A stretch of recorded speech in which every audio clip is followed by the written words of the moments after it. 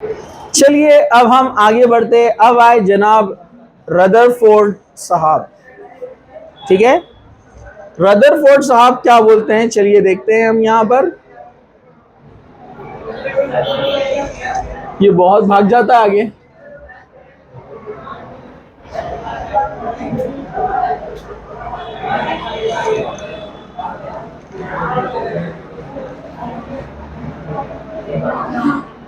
Okay, तो Henri Becquerel, इसका भी एक बहुत बड़ा कंट्रीब्यूशन है रेडियो एक्टिविटी के ऊपर। तो इन्होंने बताया, इसमें और भी आएंगे, तीन बहुत फेमस लोग हैं, Marie Curie and Pierre Curie, ठीक है, एंड रॉबर्ट जूलियट क्यूरी। ये हस्बैंड वाइफ और बेटी तीन लोग हैं। खास बात है, तीनों का research work radio active substance पे था, स्पेशली रेडियम पे। और तीनों को एक ही फैमिली में, यह रिकॉर्ड है, वर्ल्ड रिकॉर्ड, तीनों को एक ही फैमिली में नोबेल प्राइज मिला, तीनों को मिला नोबेल प्राइज।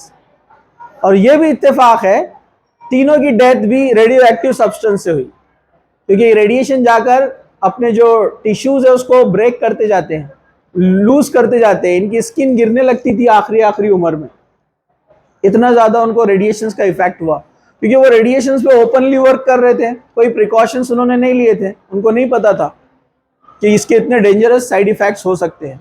इसलिए आप भी एक्सरे लेने जाते तो डॉक्टर पूछता है लास्ट एक्सरे आपने कब लिया था, इसमें काफी गैप चाहिए बोलते हो। ठीक है, ओके, इसको थोड़ा लगा दो, हाँ वहां खड़े रहो। तो वो एक्सरे जो है आपके टिश्यूज को क्या करता है, डैमेज करता है। रेडिएशंस जो होते हैं वो टिश्यूज को क्या करते हैं, डैमेज करते हैं। तो हेनरी बैक्यूरेल और ये और भी साइंटिस्ट हैं जिन्होंने बोले कि बहुत सारे सब्सटेंस हैं, दे फ्रीक्वेंटली रेडिएट सम पार्टिकल्स और रेडिएशंस कंटिन्यू। कुछ ऐसे एलिमेंट है जिनमें से कंटिन्यू पार्टिकल्स निकलते रहते हैं, और ये क्यों होता है, because of their heavy nucleus, उनके एटॉमिक मास बहुत ज्यादा होते हैं, जिस वजह से रेडिएशंस उसके अंदर से निकलते रहते हैं। उनकी जो बाइंडिंग एनर्जी है, हम आगे चलकर पढ़ेंगे एक पॉइंट, उनकी जो बाइंडिंग एनर्जी है वो इतनी सफिशिएंट नहीं है। What is binding energy? It is amount of energy which holds the nucleons, मतलब प्रोटॉन्स और न्यूट्रॉन को पकड़ के रखने के लिए जो एनर्जी लगती है उसको बाइंडिंग एनर्जी बोलते हैं। तो वो बाइंडिंग एनर्जी सफिशिएंट नहीं होती है जब मास बहुत बढ़ जाता है, तो फिर उसमें से वो in the form of particles बाहर निकलते रहते हैं, अल्फा बीटा गैमा, इस तरह से वो बाहर निकलते हैं रेडिएशन। और ये ऑब्जर्व कहां पर होता है, लेड पीबी 82 एटॉमिक नंबर। इसके आगे आप जाएंगे तो बहुत सारे एलिमेंट्स रेडियो एक्टिविटी शो करते हैं, स्पेशली एफ ब्लॉक एलिमेंट वाले एक्टिनाइट्स, वैसे ही 7 पीरियड के लास्ट वाले पूरे। एस ब्लॉक में भी हमने पढ़ा, लास्ट वाले फ्रांसियम और सीजियम रेडियो एक्टिव थे, अरे याद है कि नहीं है। वैसे पी ब्लॉक में भी हम हैलोजन पढ़ते हैं, fluoro chloro bromo आइडो, एस्टाडाइन radio active है, नीचे के पोलोनियम रेडियो एक्टिव है। तो आप लेड के आगे जैसे ही जाएंगे तो जितने भी ऑलमोस्ट है सब रेडियो एक्टिविटी शो करते हैं, हाइयर रेडिएशन इमिट करते हैं। वैसे लोअर वाले में भी अपन ने कल पढ़ा ना, कार्बन 12 और कार्बन 14, तो कार्बन 14 रेडियो एक्टिव है ना, लेकिन बहुत कम। तो किसी की लाइफ ज्यादा होती है, किसी की कम होती है, उसको हाफ लाइफ से रिप्रेजेंट किया जाता है। ठीक है, हाफ लाइफ मतलब इनिशियल अमाउंट जितना लिया था उसका हाफ होने के लिए कितना टाइम लगा। तो कुछ रेडियो एक्टिव सब्सटेंस का हाफ लाइफ पीरियड सेकेंड में है, सेकेंड 1 मोल से डायरेक्ट हाफ मोल हो जाता है कुछ सेकेंड में। किसी का हाफ लाइफ मिनट्स में है, किसी का डेज में, ईयर्स में है, समझा आपको। तो ये इनका रेडिएशन निकलने की वजह से इनका मास कम कम कम होते जाता है। जैसे यूरेनियम है, थोरियम है, रेडियम है, फ्रांसियम है, वैसे आप समझ गए कौन कौन से एलिमेंट हो सकते हैं लास्ट वाले। ठीक है, चलिए हम आगे बढ़ते हैं। थोरियम ये एग्जाम्पल है यहाँ पर दिया हुआ, ये सबका वर्क है, देखिए मैरी क्यूरी, प्यारी क्यूरी, रदरफोर्ड एंड फ्रेडरिक सोडी, ये रेडियो एक्टिविटी के ऊपर जिन लोगों ने वर्क किया उनके नेम है। ठीक है, चलिए हम आगे बढ़ते हैं। What type of radiations are emitted by radioactive substance? Alpha beta gamma. Alpha ऐसे रिप्रेजेंट करते हैं ग्रीक लेटर से, बीटा ऐसे रिप्रेजेंट करते हैं, और गैमा इस तरह से। तो ये सारे रेडिए पार्टिकल्स को ये इमिट करता है।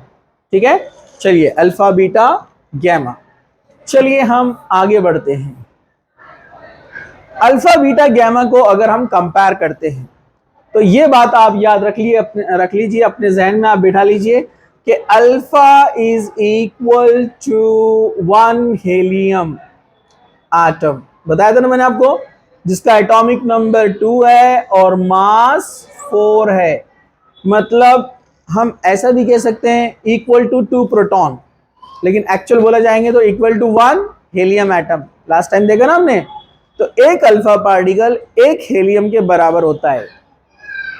Beta particle is equal to 1 electron, एक इलेक्ट्रॉन के बराबर होता है बीटा। ये आप याद रखिए, ठीक है। Gamma negligible. Okay, definitely alpha का साइज बड़ा है, बीटा छोटा है बहुत, और गैमा बहुत छोटा रहेगा, ठीक है। तो उस लिहाज से अब यहां पर पॉइंट्स देखिए आप। रदरफोर्ड ने क्या क्या ऑब्जर्वेशन देखा है। X-ray are double ionised helium nuclei. Alpha rays have 2 units positive charge and 4 unit mass. 2 unit positive charge मतलब प्रोटॉन 2 है और मास कितना है 4 है, तो 2 प्रोटॉन और 2 न्यूट्रॉन बन गया 4 मास, और प्रोटॉन एटॉमिक नंबर बताता है, सिंपल, ठीक है। Alpha rays cause ionisation of gases as they are charge species. वो जब एज ए चार्ज स्पेसीज जब अल्फा पार्टिकल आप मारेंगे गैस के अंदर, तो गैस के अंदर जो गैस मॉलिक्यूल है ना उससे आकर वो टकराएगा और उसको आयनाइज करेगा, उसको आयंस में कन्वर्ट करेगा। जैसे अपन ने प्रोटॉन का देखा था ना, स्टार्टिंग में आयनाइजेशन हुआ था ना, हाइड्रोजन गैस क्या बन गया था H+, अरे याद है क्या। तो गैस को आयनाइज बहुत अच्छे से कर सकता है। Alpha raise have less penetrating power, they can penetrate a few cm in air and hence are less harmful। इनका पेनिट्रेटिंग पावर लो है। जैसे मैंने बताया अल्फा पार्टिकल गया तो आपके गोश्त में से पास हो जाएगा, लेकिन हड्डी में से पास नहीं होगा। मतलब हम उसको ऐसा कहेंगे कि एक आपने सिंपल सा एक पेपर रखा, तो पेपर में से अल्फा पार्टिकल पास हो जाता है, अपना सादा पेपर सेल्यूलोज का, ठीक है। लेकिन अगर आपने एक छोटी सी पतली सी मेटल की शीट रख दिया तो अल्फा पार्टिकल आगे नहीं जा सकता। मतलब हम इससे बच सकते हैं, ज्यादा हार्मफुल नहीं है। मतलब कहीं अगर कोटिंग कर दी जाए मेटल शीट की तो अल्फा पार्टिकल उसमें से पास नहीं हो सकता। समझा आपको, ठीक है। चलिए हम आगे बढ़ते हैं। Alpha rays are deflected by both electric and magnetic field. मैंने आपको एक छोटा सा एक डायग्राम बताया था,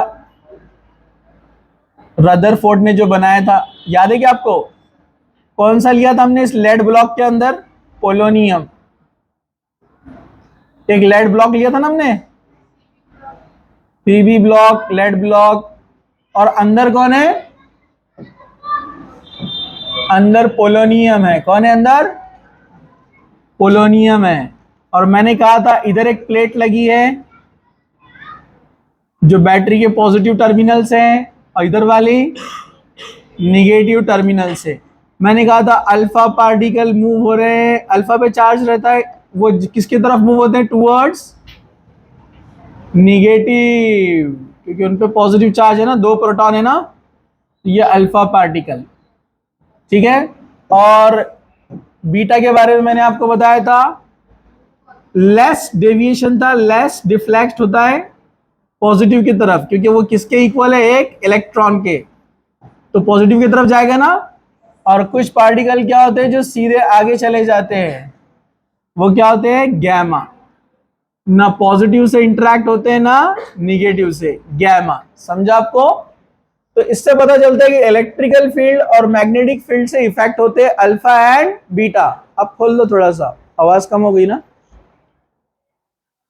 हाँ वहीं खड़े रहो, इधर देखो ध्यान से। समझा आपको।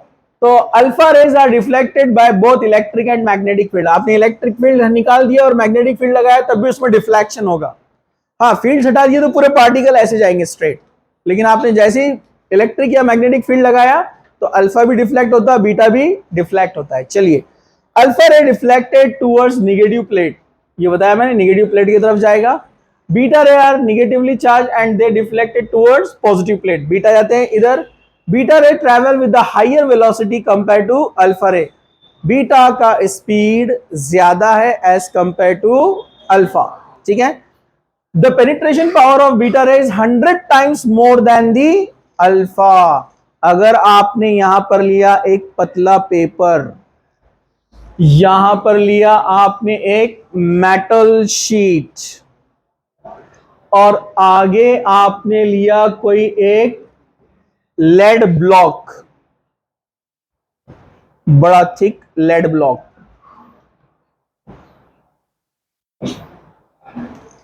ओके। अल्फा पेपर में से पास हो जाता है, यहां आके रुक जाता है। बीटा पेपर को भी क्रॉस कर देता है और मेटल शीट को भी क्रॉस कर देता है, यहां आके रुक जाता है। समझो यहां पर हमने थिन लिया शीट और इधर एक थिक शीट लिया, तो बीटा ने उसको भी पार कर दिया। और गैमा को रोकने के लिए अपने को एक बहुत ही थिक लेड ब्लॉक चाहिए। समझा क्या? गैमा लास्ट तक चला गया, एक बड़ा लेड ब्लॉक रहेगा ही तो उसको रोक सकता है। मतलब पेनिट्रेटिंग पावर सबसे ज्यादा किसका है? गैमा का, उससे कम बीटा, और उससे कम किसका है? तो अल्फा के कंपैरिजन में कितने टाइम्स ज्यादा है वो? 100 टाइम्स। कितना है? और उसके कंपैरिजन में गैमा कितना रहता है मालूम आपको? 1000 टाइम्स। बहुत ज्यादा है उसका पेनिट्रेटिंग पावर। छोटा पार्टिकल है ना, अल्फा थोड़ा सा बड़ा है। बड़ी गाड़ी रोशनी गेट में लेकर आ गए, बस हॉर्न मारते रहो, पाँव पाँव, बराबर है कि नहीं? कोई सरकता ही नहीं ना। और अपनी छोटी वाली बाइक रही तो आराम से निकल जाती ना। हाँ, और साइकिल रही तो ऊपर लेके जा सकते अपन। अरे समझ में आया क्या आपको? हाँ, तो ये पेनिट्रेटिंग पावर गैमा का ज्यादा है, अल्फा का कम है, ठीक है। कितना रेशो में वो भी बता दिया मैंने आपको। चलिए हम आगे बढ़ते हैं। Gamma is highly energetic radiation with much lower wavelength than X-ray. बहुत कम रहता है इसका, ठीक है, okay. Hard X-ray have high penetrating power and are also called, कौन सा है? Gamma rays, as they have wavelength similar to gamma rays. जो हार्ड एक्सरे है उनको गैमा रे से आप कंपेयर, एक्सरे मतलब this are the electromagnetic radiation, जिसका नैनोमीटर में वेवलेंथ चाहिए 0.1। अब इसमें टाइप्स होते हैं, हार्ड, सॉफ्ट, समझा आपको, ठीक है। वो वेवलेंथ के हिसाब से चेंज होते हैं। वेवलेंथ क्या होती है, उसको कैसे डिफाइन करते हैं, कैसे काउंट करते हैं, ये सब आगे आने वाला है, हम देखेंगे, ठीक है। चलिए हम आगे बढ़ते हैं, ओके। हाँ, penetrating power of alpha, beta, gamma rays in the ratio मैंने अभी बताया आपको, ठीक है। Gamma ray are of mostly harmful to biological species compare to alpha and beta rays due to high penetrating power. मैंने कहा ना आपको, ये बोन्स में तक क्रॉस हो जाती है। जब उसका पेनिट्रेटिंग पावर ज्यादा, डेफिनेटली मसल्स को, टिश्यूज को डैमेज करेगा ना, तो हाई पेनिट्रेटिंग पावर, जबकि अल्फा और बीटा जाकर रुक जाते हैं, ठीक है, okay. Alpha, beta and gamma ray affect photographic plate, but maximum effect is shown by beta rays due to their highest E by M ratio. तो मेन जो फोटोग्राफिक प्लेट को इफेक्ट करने वाली रे वो कौन है? बीटा रे। छोटे छोटे पॉइंट याद रखो, क्योंकि उनका E by M रेशियो क्या रहता है? वो ज्यादा है। अल्फा कौन है? चार्ज 2 है लेकिन मास डबल है, समझा आपको। लेकिन बीटा रे कौन है? मास कम है लेकिन चार्ज 1 है, बराबर है कि नहीं है? Charge by mass ratio answer ज्यादा आएगा ना, है छोटा लेकिन उसका रेशियो ज्यादा आएगा ना, क्योंकि mass vary very low, electron का 0.00055, बहुत कम है ना। अरे समझा क्या नहीं? जबकि अल्फा का अपन चार्ज बाय मास रेशियो निकालेंगे तो ऊपर 2 पॉजिटिव चार्ज है और नीचे मास 4 है ना, ज्यादा है ना। जब नीचे की वैल्यू ज्यादा रही तो आंसर कम आता ना, इसलिए E बाय M वैल्यू क्या आएंगी अल्फा की? कम, और बीटा की क्या आएंगी? ज्यादा, ठीक है, ओके। आगे बढ़ते हैं, चलिए। Rutherford's nuclear model of atom, जरा ध्यान से देखिए सब लोग, ओके। रदरफोर्ड और उसका एक स्टूडेंट था, देखिए अच्छे स्टूडेंट है तो नाम भी साथ साथ आते हैं। हैंस गीगर एंड अर्नेस्ट मर्सिडेन, ये दो लोग हैं, दोनों ने इसके ऊपर वर्क किया।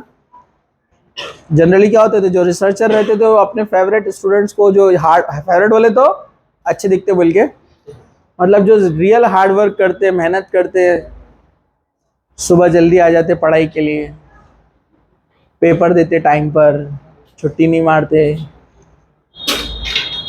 बहस नहीं करते, मैं नहीं था सर, बराबर है कि नहीं है, टाइम पर ऊपर आ जाते हैं, मालूम आपको। हाँ, तो फिर वो ऐसे रिसर्चर क्या करते थे, ऐसे स्टूडेंट्स को अपने साथ लेकर उनको को वर्कर बना लेते थे, उनके वर्क में वो साथ रहते थे, कंट्रीब्यूट करते थे। तो इसमें उनका बहुत अच्छा वर्क है। इन्होंने गोल्ड फॉइल लेकर उस पर एक्सपेरिमेंट किया, एक थिन गोल्ड फॉइल। मैं उसको डायरेक्ट आपको बता देता हूँ, कहीं दिया है उसने आगे, ये है गोल्ड फॉइल एक्सपेरिमेंट जो आपके बुक में भी दिया गया है। ये रदरफोर्ड का एक्सपेरिमेंट कहलाता है। ये फोटोग्राफिक प्लेट है, ये फोटोग्राफिक प्लेट है, ये सब तरफ से पूरी तरफ से बंद है, लेकिन हम अगर पूरा बंद कर देंगे तो दिखेगा नहीं ना कुछ भी, समझा आपको। हाँ, ये फोटोग्राफिक प्लेट है और इसके अंदर ZNS का स्क्रीन है, मतलब लेयर चढ़ाया है जिंक सल्फाइड, क्योंकि मैंने बताया ना जिंक सल्फाइड में बहुत अच्छी प्रॉपर्टी है, फ्लोरिसेंट, फॉस्फोरिसेंट, मालूम है ना। हाँ, बाहर वालों सुने आ रहा, ठीक है। तो इसमें खास बात क्या है, ये मटेरियल पर जब पार्टिकल स्ट्राइक होता है तो ग्राउंड स्टेट से इलेक्ट्रॉन वो हायर स्टेट में जाता है और वापस आता है तो रेडिएशन छोड़ता है, ग्लो नजर आता है, ठीक है। ओके, तो ये ऐसा ग्लो नजर आता है, यहाँ बैठे तो इधर इधर देखो, हाँ सब लोग। अब इन्होंने यहाँ पर क्या लिया, सोर्स ऑफ अल्फा पार्टिकल, एक ऐसा रेडियो एक्टिव सब्सटेंस लिया जिसमें से अल्फा पार्टिकल्स निकल रहे हैं, ठीक है। और यहाँ पर एक प्लेट लगाया और एक होल यहाँ पर छोड़ दिया उन्होंने चेक करने के लिए।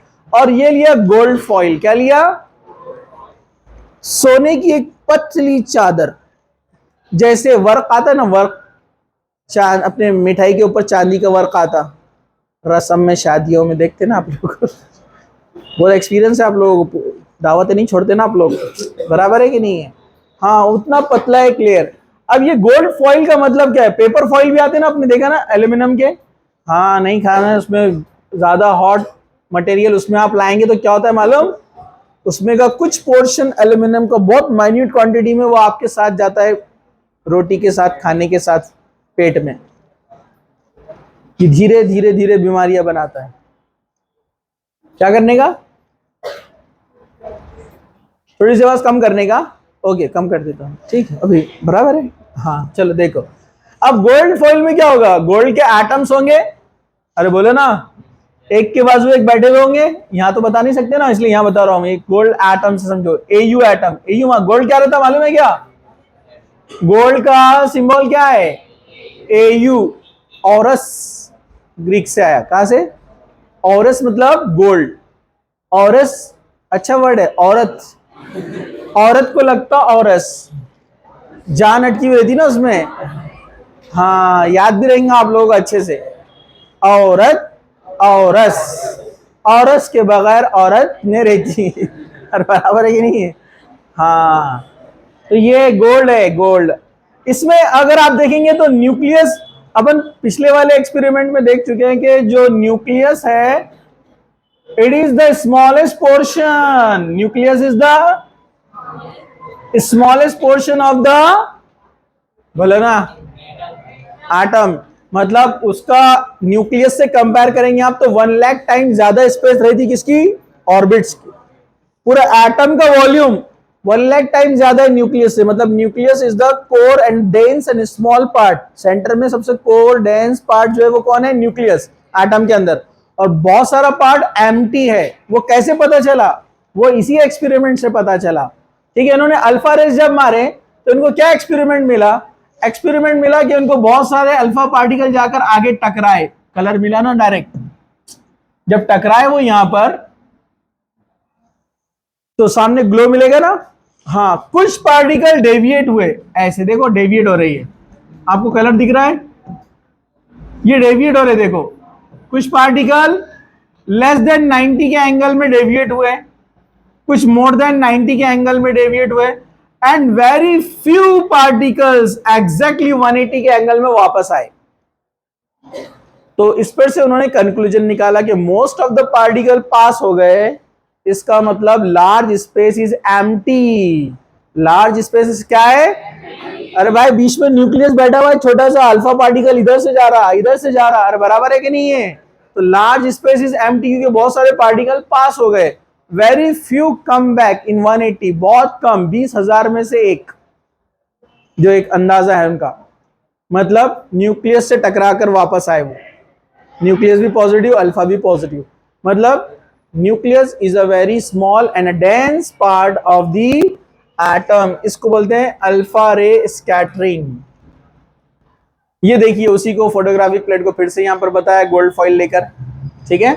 चलिए डबल डबल क्यों बताया पता नहीं, जो मैंने ड्रॉ किया था वही ड्रॉ किया हुआ है। देखो एम्प्टी स्पेस जहां मिली वहां से वो चला गया आगे, जहां पर वो उस न्यूक्लियस की एज से टकराया, more than 90 and less than 90 में डिफ्लेक्ट हुआ। समझा आपको?